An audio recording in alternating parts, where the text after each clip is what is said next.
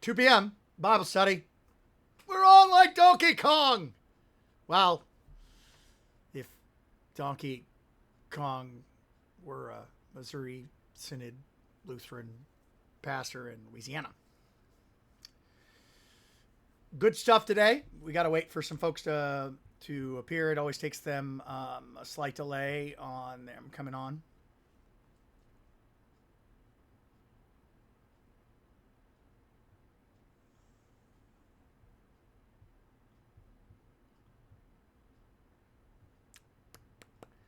All right. Good stuff. Good stuff. Hi, Gene. Hi, Colonel Davis. Good to see you. Good stuff. Hi, Linda Kimmel. The Lord be with you.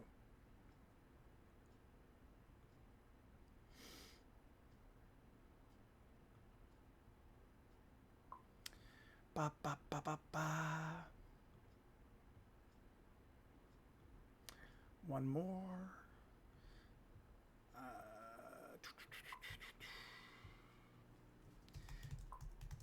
All right.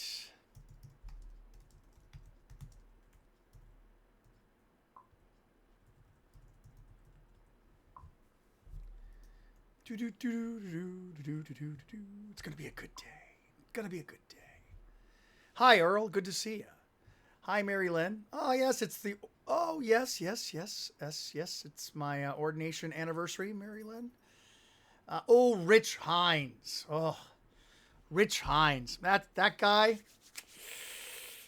I love that guy. Hufflepuff. He's a Hufflepuff fella. And also one of my mentors. So I owe a lot to Pastor Hines. Rich Hines. Good man, and a good vacancy pastor. You would do well to have him, not just his vacancy, but leave that to the Lord. Mike, good to see you.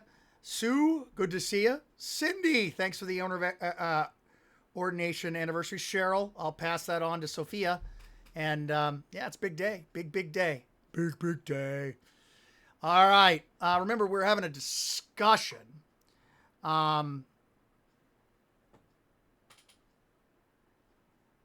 Hello, buddy. Where are you? We're having a discussion. This is a Bible study that is a discussion. So your comments go into the comments, and about 30 seconds later, I'll see them, or maybe a minute later, I'll see them. If I don't see them, then someone from Higher Things will send me a text. Make sure, Mary Lynn, that you... is it Mary Lynn or Marilyn? Huh. It can be tough for you to tell me over text. But make sure you tell Rich Hines I said hello. Pastor Hines is my Obi-Wan, my old master. Hi, Nadine. All right, let's rock and roll this, shall we? We stopped yesterday with with a famine in the land of Egypt, and let's hit it, shall we? Hi, Colonel. Good to see you.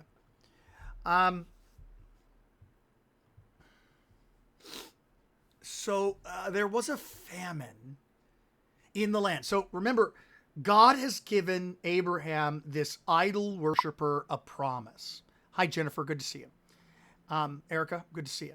And so the promise is I'm going to make you the father of many nations. It's undeserved. It's unmerited. He doesn't deserve the kindness and grace of God. God is working salvation out for all of mankind. He's going to fix flood and fall and all of the disasters in which we've brought upon ourselves. He's a little bit. Thor's got some issues today. He's having anxiety today.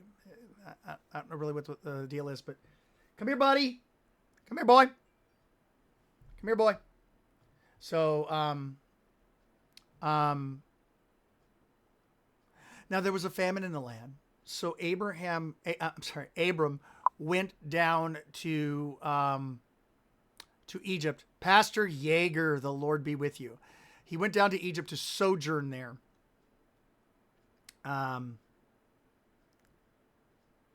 uh,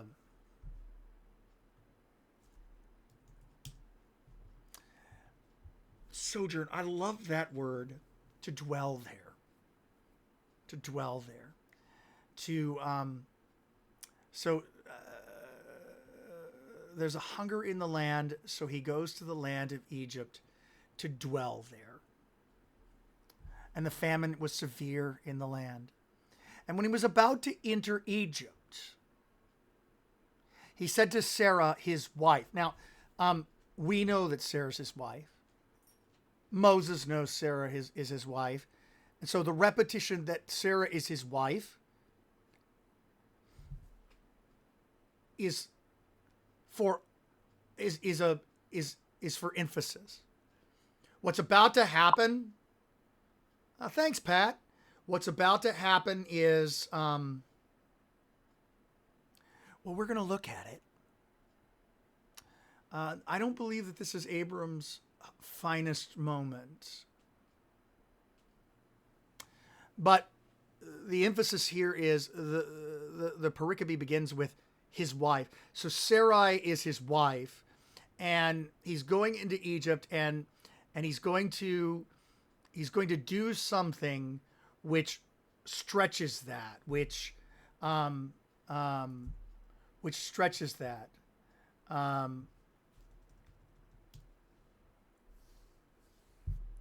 Which pulls at that.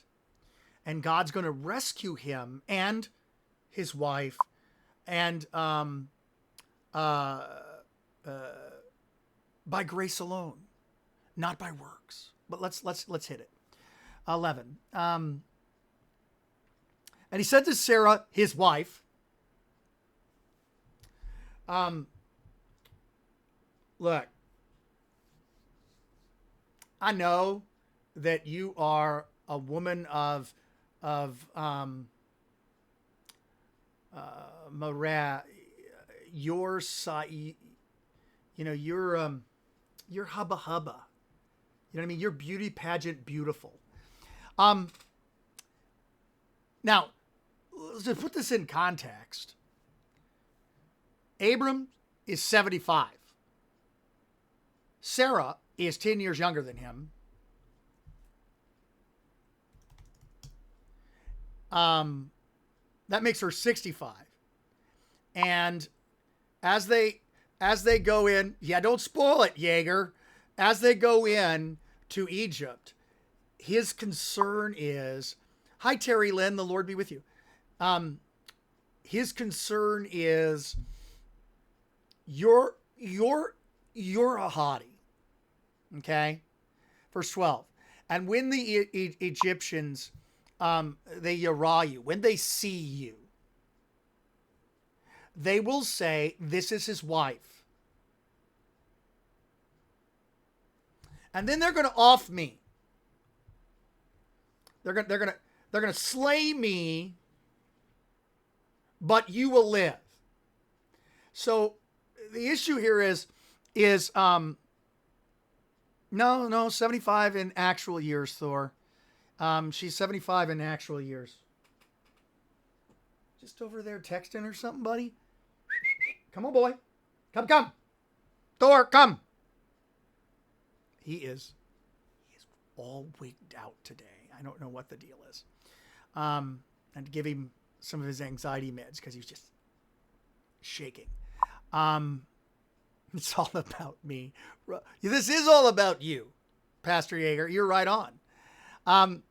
So when we go into Egypt, they're going to see you and they're going to be like, this magic moment. And then you're going to be alive and live on, and they're going to kill me so that they can have you. Right. And Pastor Yeager's right. His take on this is, he's got nothing in his mind other than him. Now, you could take this in, two different ways. He's gonna,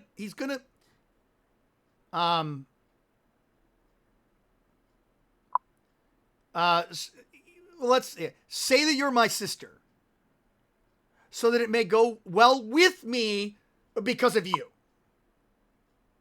and that my life would be spared for your sake. Oh, Brenda, I'll bring the song. I write the songs that make the whole world sing, Brenda. So say you're my sister, which is a half lie. Yeah, right. This is a half lie, which makes it a full lie. This is faithless. Pastor Finker's exactly right. He goes right from calling on the name of the Lord, all that the Lord says I'm going to do. He goes right from you're my God, and you're going to bless those who bless me, and you're going to curse those who curse me. He goes right from there to, look, they're going to kill me. When they see you, they're going to kill me.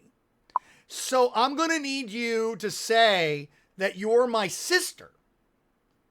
So this will go well for me because they'll be attracted to you.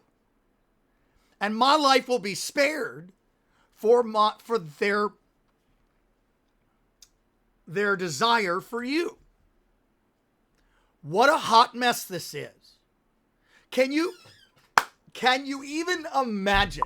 Can you imagine that if you went on a trip with your husband, ladies, and you guys went to a strange foreign land known as Louisiana, and you got here, but before you crossed into the border, before the sign that said "Bienvenue in Louisiana," before you saw that sign, your husband was like, "Listen, people are going to be attracted to you in this place, and they're going to want to take you from me. So just tell them that you're my sister." And so like they can do whatever they want with you. But it's going to go well with me because, you know, they're going to be playing The Bachelor with you, you know, and he doesn't even tell her, don't take any roses. I mean, it's a hot mess. It's a hot mess. And so when Abraham entered, he goes into Mitzrayim. He goes into Egypt. The Egyptians saw her, that she was not just beautiful, she was very beautiful. All right. The Egyptians saw him, that she was, Kalein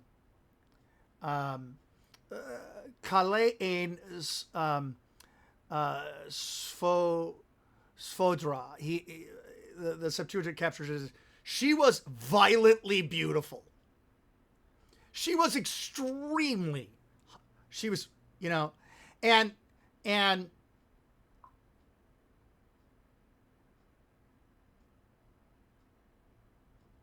yeah, Luther does some interesting things in this section, Newman. Pastor Lestico, he does. We're gonna hit that in just a second, because Luther wants to make excuses for Abram, and I want to talk about that a little bit, because I take great comfort from how bad Abram is. Like I take great comfort from how bad David is. Like I take great comfort from how bad all the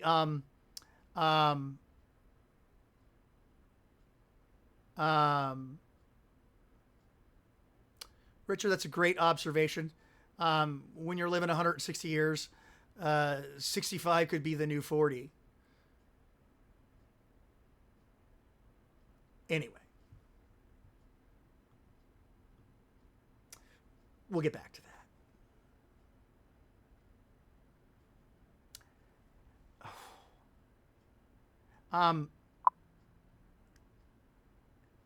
And when the princes of Pharaoh saw her,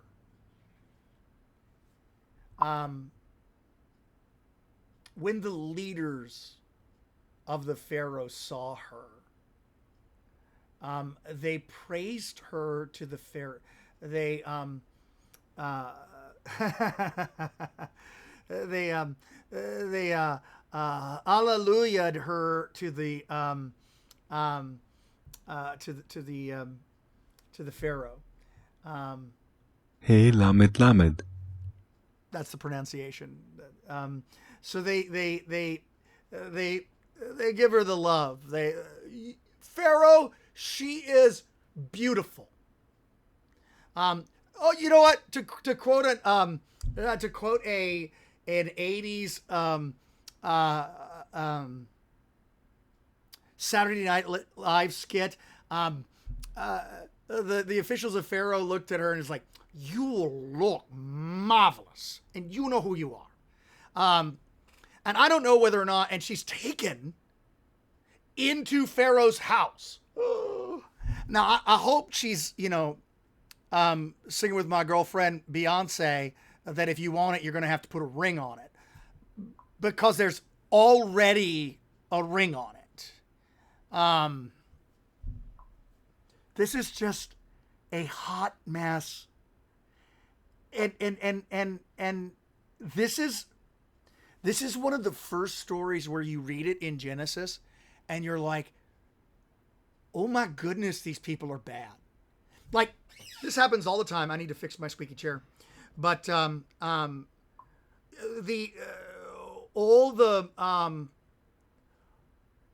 like when you decide, hey, I'm going to read the scriptures from cover to cover, and you start with the book of Genesis.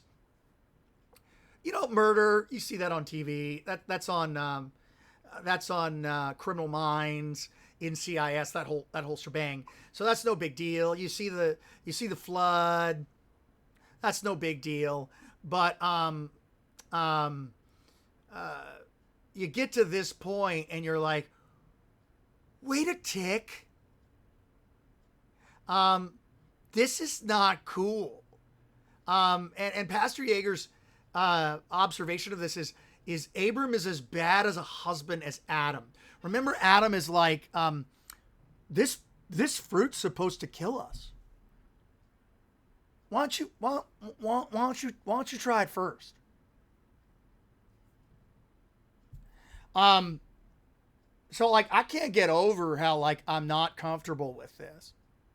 I mean, this is just now. This would be totally acceptable in our culture today. Open relationship and all, but oh my gosh, what a mess this is. And I think that Moses is trying to communicate the mess to us, because the mess more than magnifies the grace of God, who's working good even in Abram's life. And it's going to be great for Abram. For her sake, Pharaoh dealt well with Abram. He had ox and sheep and donkeys. When my boys were young and they would say the catechism, they would quote the 10th commandment.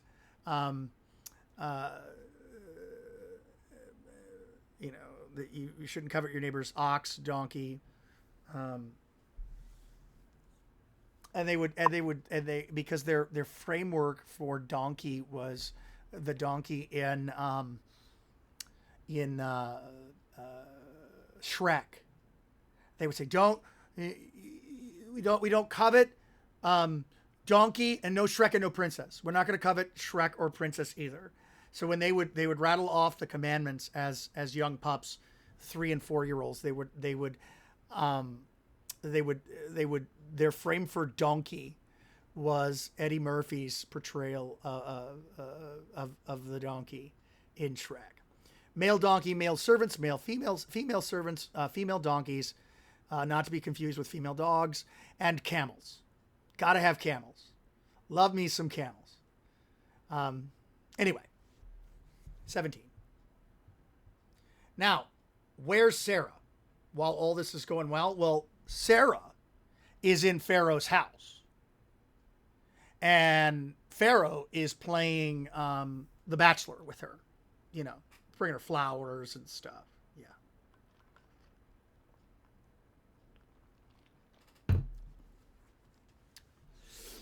And Yahweh, Oh, he he touched the Pharaoh with a plague. Oh yeah. That's what the Hebrew says. He touched the Pharaoh with the plague. And not just a plague, a great plague. The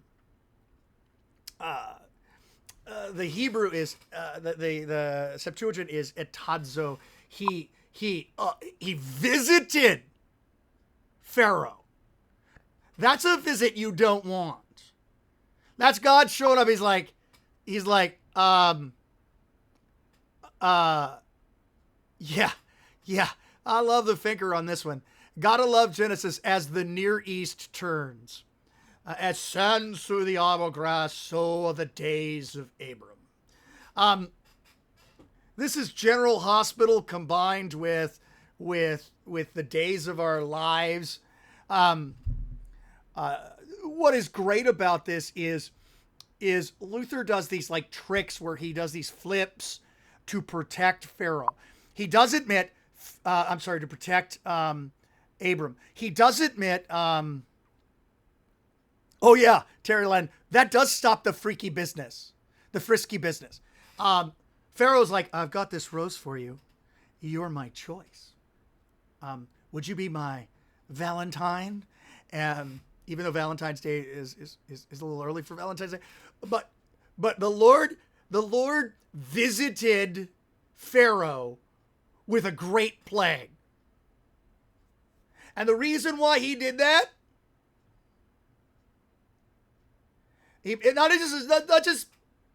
not just Pharaoh, but his house.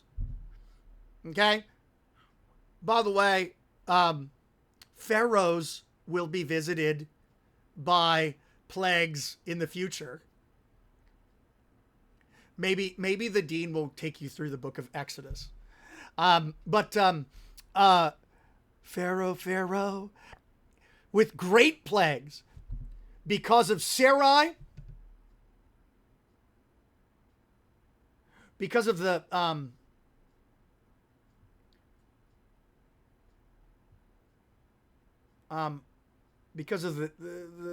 situation of Sarah, Abram's wife. Davar, the word, deed, the thing. So God does not miss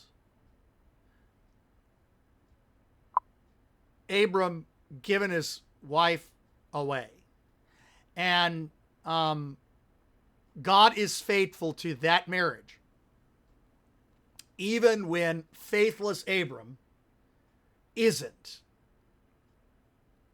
And so he gives a picture of how he keeps marriages together as well, despite the stupidity of the people involved.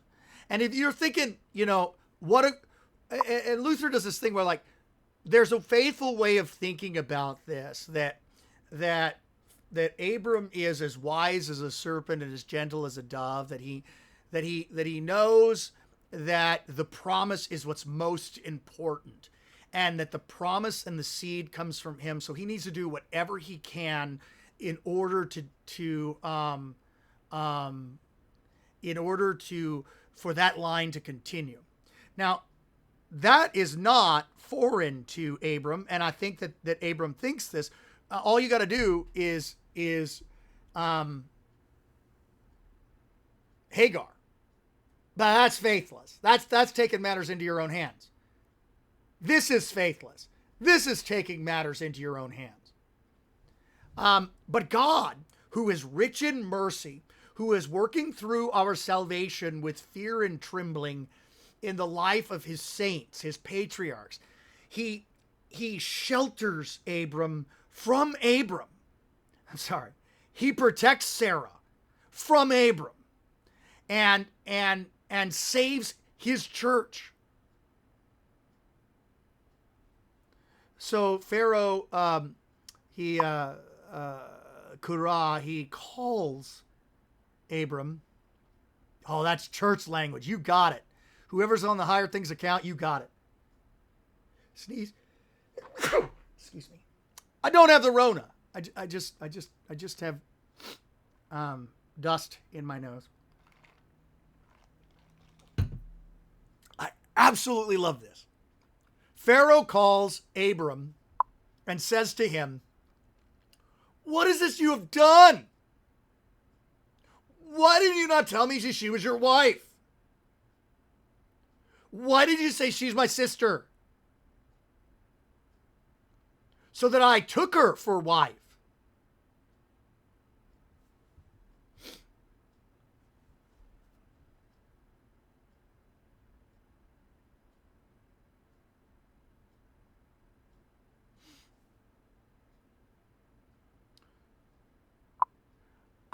I took her in and I was wooing her. Okay? I mean, I was headed for a magic moment. And had not God visited me, this would have been a hot mess.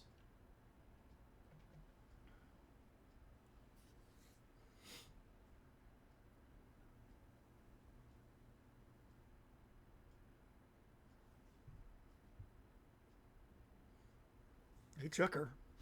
Now, I do not know if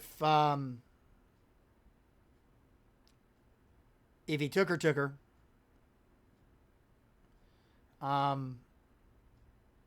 But I know he was trying. Here is your wife. Take her and go. And Pharaoh gave orders concerning him, and they sent him away with his wife and all that he had. So, get out of Egypt. I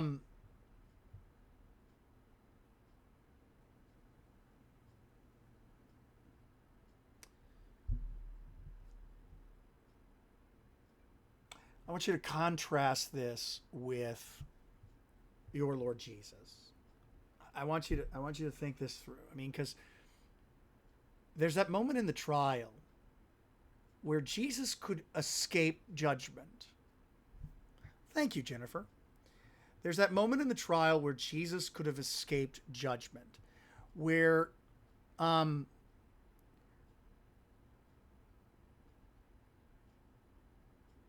he had to do was stay silent, and he was silent for most of the trial. He doesn't say anything. In fact, they beat on him for not talking, and they beat on him for talking. But there was that moment where he could have been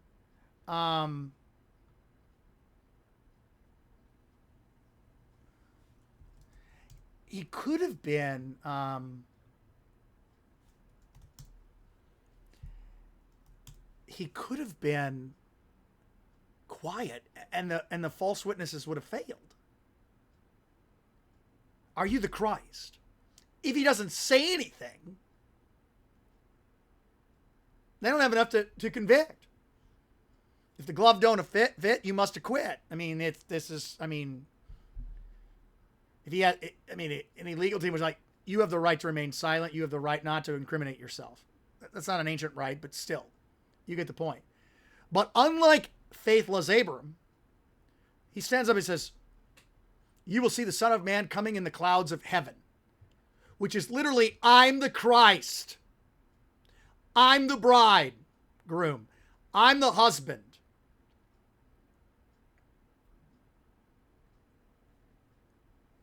Yes, this isn't the only time, Pastor Lestico, that they will sack Egypt. But again, that's if the dean wants to take you through Exodus.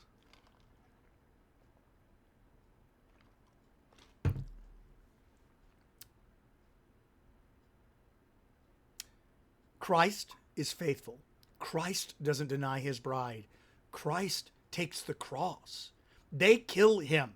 You live. He will not suffer himself to hand you over to the false gods of this world. No. He is faithful unto death, even death on the cross. 4 weeks of Trinity, and I just realized I never changed the color behind me. Epic fail. You heard that, friends. We're 2 steps closer to convincing him to take us through Exodus. All right, continuing on.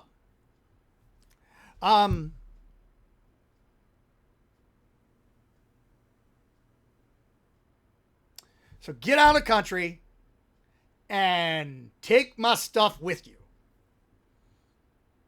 Any questions? Hearing none. So Abraham went up out of Egypt. He and his wife and all their stuffs. And Lot with him into Negev.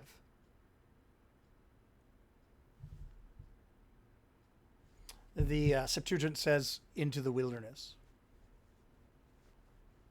Man, I'm just, that is an epic fail that's still white behind me. I've been doing video shorts for weeks.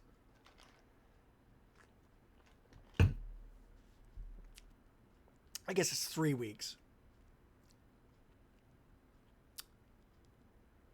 Now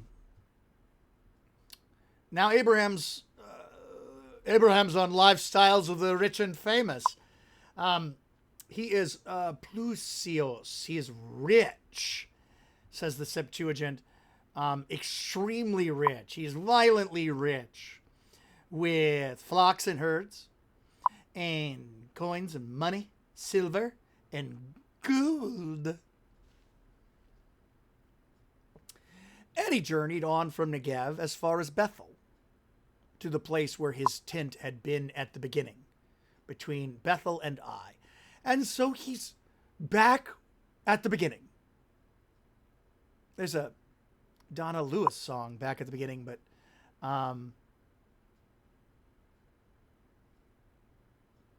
yeah. I see what you did there, Cheryl. Lots that nephew you can't get rid of. He's a Klingon. To the place where he had made an altar at the first. And there Abram called upon the name of the Lord. Now,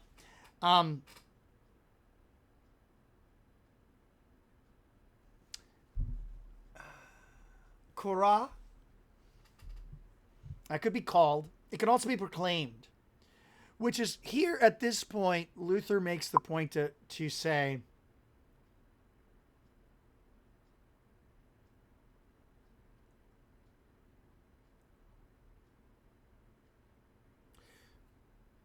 he preached the name of the Lord. The difference between, let's see if I can find it. The difference between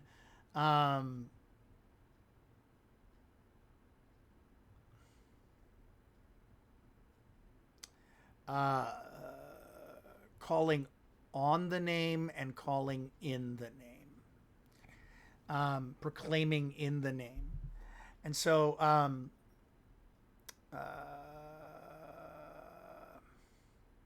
let's see if I can find that quote. In the Hebrew, there is a clear difference between two: to call on the name of the Lord and to call in the name of the Lord. The first is used for what we express by to seek something from God, to ask of God through prayer, etc. But in its strict sense, to call in the name of the Lord is to preach, teach, read, and whatever else there is that pertains to the ministry of teaching. When Moses states here that at this place Abram called in the name of the Lord, it is the same as to say as if he had erected a public chapel or an altar at which he preached and taught about the true religion, mainly, of course, to his household, but then also to the neighboring Canaanites who came together at this place. So, it's not a big deal if this ain't the way you see it, because that's okay. Because Luther will talk himself that this is a distinction without a difference. But, yes. He preached there the name of the Lord. Yes. So, I think that he came back to the place where it started. And there he proclaimed the promise. See, that's what this is all about. And that's where Luther's not wrong in the previous chapter. This is all about the promise. Everything that happens, that is happening here, is happening so that you and I would be saved. So that Abram, Sarah, and their children would be saved. So that Shem and the line would be saved. Yes, Pastor Lestico, he's back in the saddle again. Anyway, so why do I let him do that? Why do I let him do that? I've been abandoned. I do not know where Thor is. But this is so important for you to just sort of take in and think about. There you are, buddy. Come here. What a good boy you are. Come here. Come here, buddy. Oh. Oh. So, you okay, buddy? No.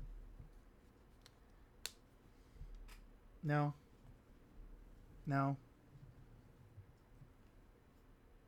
No. Okay. Well, you're really upset. I can tell that. I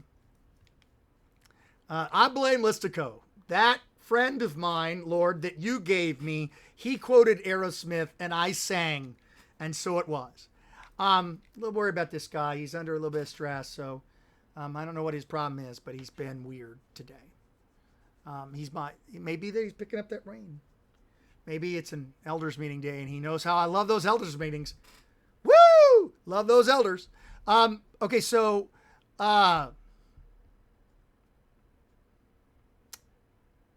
take this in.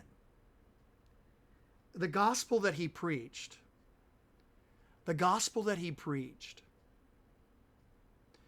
is, I went into Egypt and God saved me and my wife.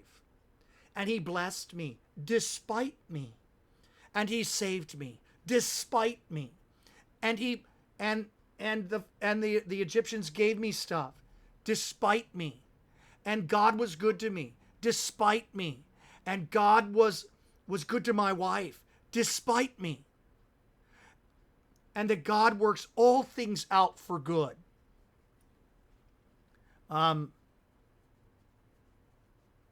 Sorry, Nadine. I don't know the country that well. I only know country from the point in which your son taught me country music on a drive to Chicago. 15 hours with Nadine's son, and he's playing country music, telling me that I'm going to like this no matter what. So Lot goes with Abram. And Lot also goes with Abram, and Lot brings his herds and his tents and his flock. And the land could not support both of them dwelling together, for their possessions were so great.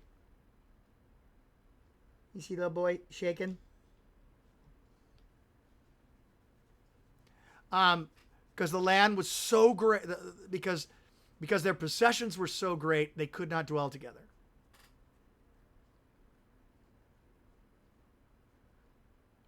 A friend's a friend forever, if the Lord's the Lord of them, says Michael W. Smith. And although this is his nephew, and although there's a lot of Abraham that's singing, "You got a friend in me," when the road is rough ahead and you're miles and miles from your nice warm bed, just remember what your old Abram said: "You've got a friend in me, Lot." The land can't support both. And there was, verse 7, and there happened a fight between the herdsmen of Abram's livestock and the herdsmen of Lot's livestock. And also at that time, the Canaanites and the Perizzites were dwelling in the land. And so um, they're getting, that's from Toy Story, Sandra. Disney, your Vulcan training probably did not include cartoons, but they're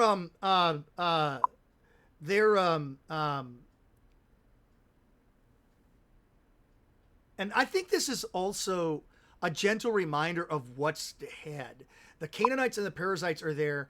They're not on board. Um, and and although Lot and Abram get along great, their herdsmen do not. There's not enough land for the two of them. And what follows is praised by Luther, and I'm just sort of I got him. Hi Lisa, good to see you. Abraham said to Lot, "Let there be no strife between you and me, and between your herdsmen and my herdsmen. For we are family. We are kinsmen."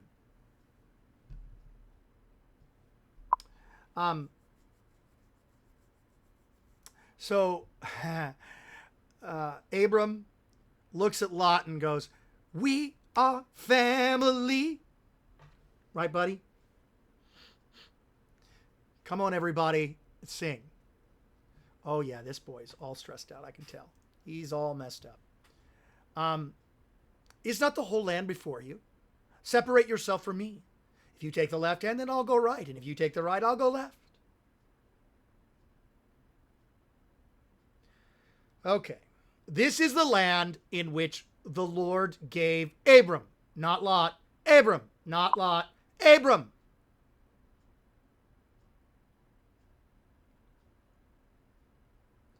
And Abram's about to give it away. And although you could say that it's faith for Abram to, Red Hot Chili Pepper says, "Give it away, give it away, give it away now." I'm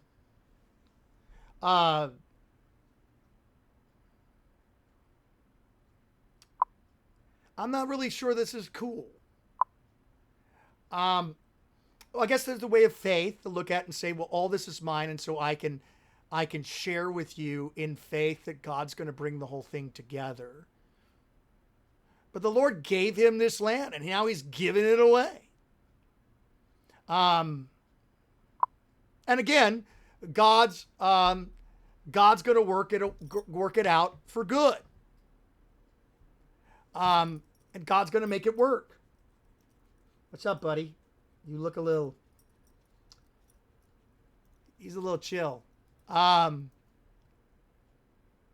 So it's something for us to ponder. Lot lifts up his eyes and saw the Jordan Valley was well watered everywhere. It's lush. It's awesome. I do not know where the garden of the Lord comes from. That must be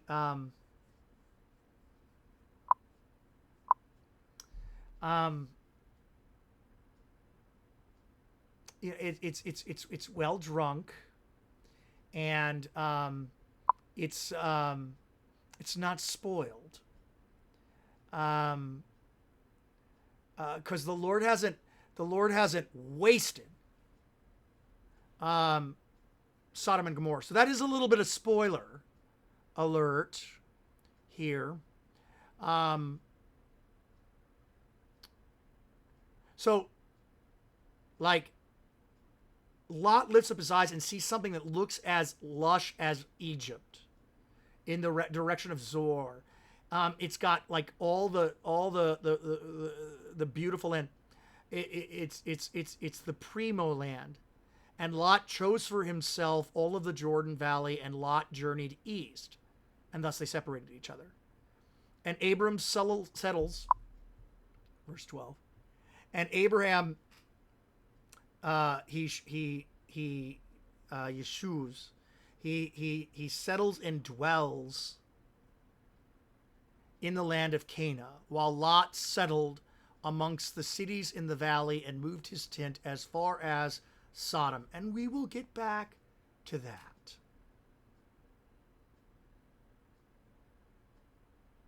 You know, it's possible he is aware that there are dogs on the property, but I don't know. I don't know why he's acting all like weird, but he's a little bit. I think right now he's just high. I gave him his anti-anxiety med, and he's like, "It's cool, man." So we're gonna stop here, and what we've got is again. This is questionable decision making by Abram, and you can say he has such faith that God's going to work the thing out that it doesn't matter which. Yeah, Richard, he compared it to Eden. I didn't find that in the. I'm a little bit. I'm going to have to do some more research on this because I do not know where that came from. But we're going to stop here with Sodom, because Lot's going to have to be rescued from his own choice. And what we see is this is the way of faith. No matter what Abram does, God works good from it. In Egypt, here in the Promised Land, no matter what Abram does, God works good. Look at how cute this guy is. Even when he's like, it's cool, man. It's cool. Look, he doesn't even want treats, guys. So, tomorrow, same bad time, same bad channel. Remember to go to check out higherthings.org. Get the app. You want the app. You need the app. Make sure you get the app. You can find it on Google, on iTunes, soon to show up on both Roku and Apple TV, and also Amazon. You want this app because all that great content, like this content, is going to be right in the palm of your hands. And so you want this, and you want this app. Check it out. Have a great day, and we will see you tomorrow. Have a great day. He's only calm, Brenda, because he's... Yeah. Have a great day.